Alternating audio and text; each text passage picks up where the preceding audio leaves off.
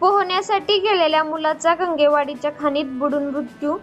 सोलापूर सत्यवर्तन प्रतिनिधी. दक्षिण सोलापूर तालुक्यातील कासेगाव परिसरात पोहण्यासाठी गेलेल्या 10 वर्षाच्या मुलाचा खाणीत बुडून मृत्यू झाल्याची दुर्दैवी घटना घडली.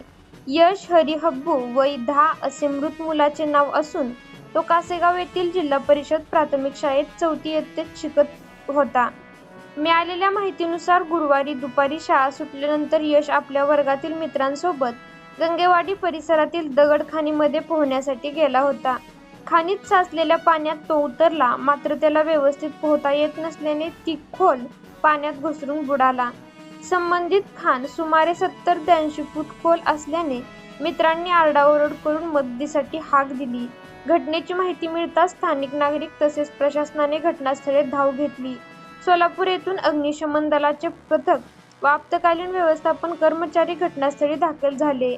त्यांनी शोध मोहीम सुरू केली, मात्र अंधार पडल्यामुळे आणि पाण्याची खोली जास्त असल्याने शोधकार्याला अडथळे निर्माण झाले. या प्रकरणी तालुका पोलीस ठाण्याचे अधिकारी आणि कर्मचारीही घटनास्थळी दाखल झाले असून शोध मोहीम सुरू ठेवण्यात आली आहे.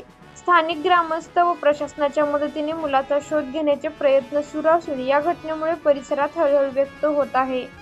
दरम्यान गंगेवाडी परिसरातील बंद पडलेल्या खाणीमध्ये मोठ्या प्रमाणावर पाणी साचलेले असतानाही त्या ठिकाणी कोणतीही सुरक्षा व्यवस्था, कुंपण किंवा इशारा फलक लावण्यात आलेले नाहीत.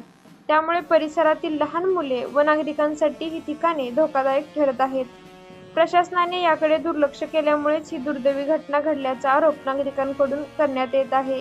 या घटनेची सखोल चौकशी करून संबंधित खाण मालक तसेच जबाबदार अधिकाऱ्यांवर कारवाई करावी, मृत मुलाच्या कुटुंबाला आर्थिक मदत द्यावी आणि परिसरातील सर्व धोकादायक खाणी तात्काळ सुरक्षित कराव्यात, अशी मागणी वंचित बहुजन आघाडीच्या वतीने करण्यात आली.